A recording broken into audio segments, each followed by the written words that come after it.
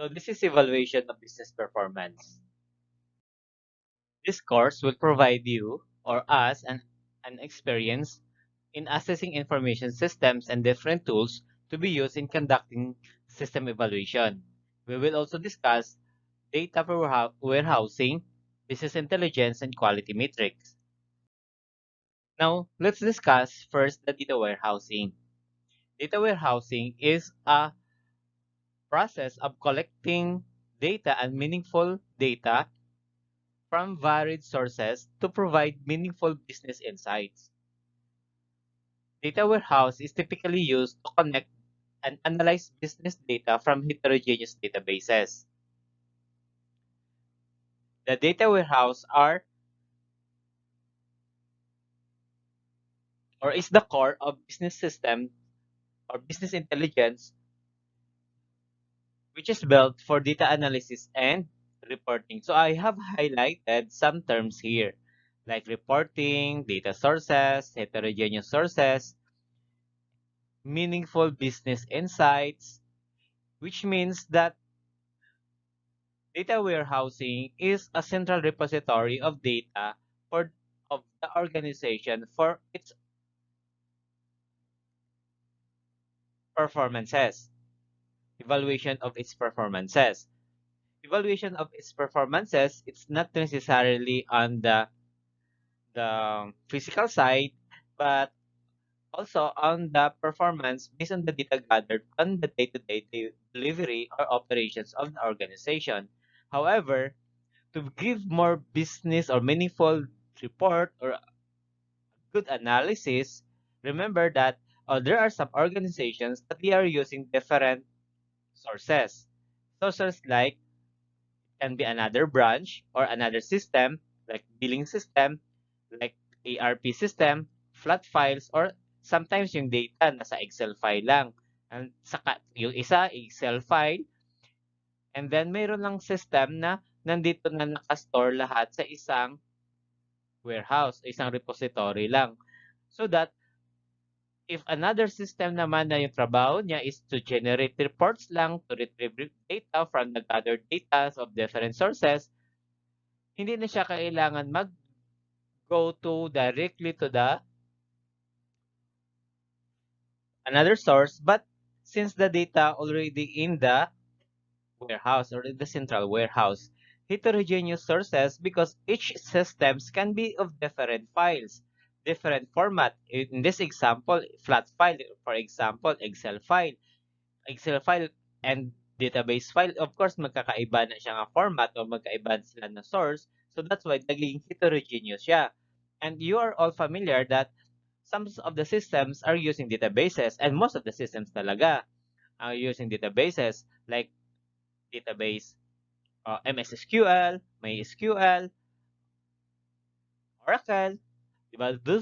Those are mga different databases or different data sources na pwede panggalingan ng mga data para pag-isahin na lang dito sa data warehouse. And that is the process of collecting data. And that is what we call data warehousing. Now, data warehousing, of course, it started in 1960 and so on and so forth. Tumatagal, nagiging gamit na siya sa mga uh, organizations. And however, the concept was credited to Inmonville. He was considered as the father of data warehouse because siya yung nagbi-build up ng topics on variety of topics for building and maintaining of the warehouse and the corporate information factory. There are, how data warehouse work. As I said, na yung mga sources ng data, pwede siya of different format.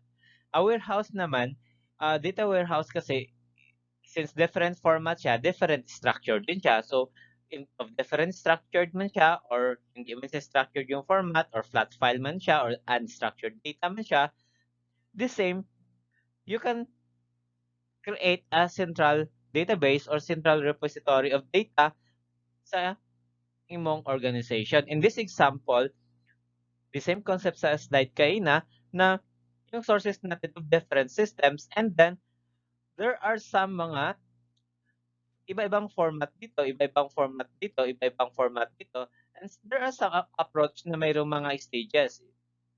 Staging area, warehouse, data marts, and bago mag-abot sa users. So in this staging area, dito muna sila i-consolidate temporarily and go to the central database kasi ito specific uh, metadata na. So that is the data warehouse. And that it can be any form of data na basta ibutang mo sa central database, and that's how data warehouse works. And there are different types of data warehouses. Meron tayong tinatawag na Enterprise Data Warehouse or EDW. That Enterprise Data Warehouse is a collection of databases that centralizes a business information from multiple sources and applications and makes it available for analytics and use for or across the organization. And it can be sometimes in a central database. Of course, the hardware part is the server or tinatawag nating server or in the cloud. And in this example, ganun pa rin. Yung mga systems or applications niya, nagsisend ng mga data in a central database or enterprise database, isa kadako nga database, wherein di ko na mag-store lahat ng mga data in a cloud or in the internet. So that's why, di ba, mayroon tayong mga applications nowadays para magiging online na siya, kailangan niya ng internet connection, pero yung database niya is on the cloud or on the server. So that's enterprise database or data warehouse. So that at the end, any end user, like user sa pag-claim ng mga data, user sa, for example, in this example kasi it's more on the hospital central database ito eh.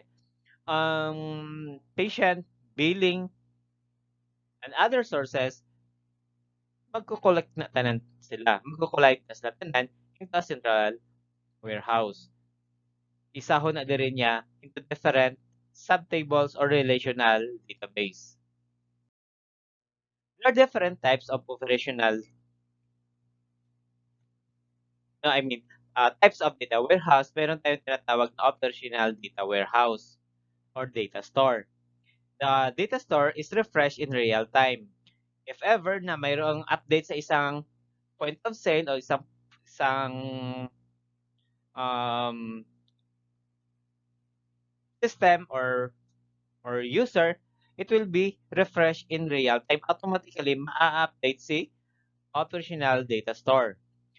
Widely used, preferred for routine activities like storing records so that you can generate whatever latest or updated data or reports because the data has been or the warehouse has been updated in real time.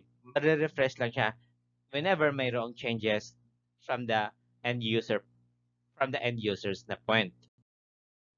Another part is data mart.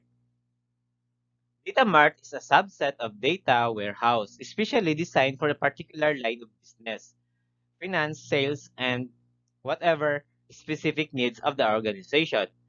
The same pa rin yung concept of different sources and then stored it in the central data warehouse. However, meron siyang segregations of data. If it is for sales, nandun siya.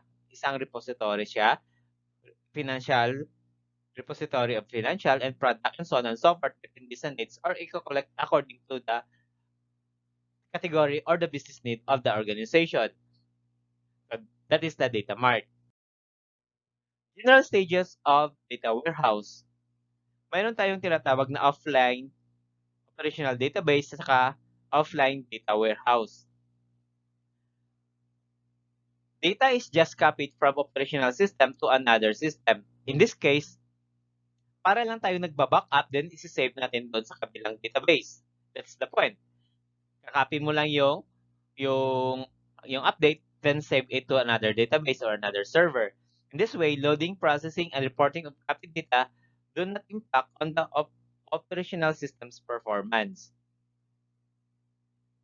Kasi, idadump mo lang man doon. So, saka mo pa malalaman kung ano yung effect niya is na-dump mo na yung data doon sa another server or another database. Another is the offline with data warehouse. In this case, data in the warehouse is regularly updated from the operational database. In this case, from the operational database, mayroon lang siyang schedule kung kailan niya i-update si warehouse. Diba? Si warehouse naman kasi, of different sources. Yung mga sources mo those are mga operational databases doon. So, kailan siya i-update based on the schedule ng na-set doon sa data warehouse. Data in the warehouse is mapped and transformed to meet the data warehouse objective. So, regular lang yung updating. Meron ding tinatawag na real-time data warehouse. The data warehouse are updated whenever any transactions takes place in operational database.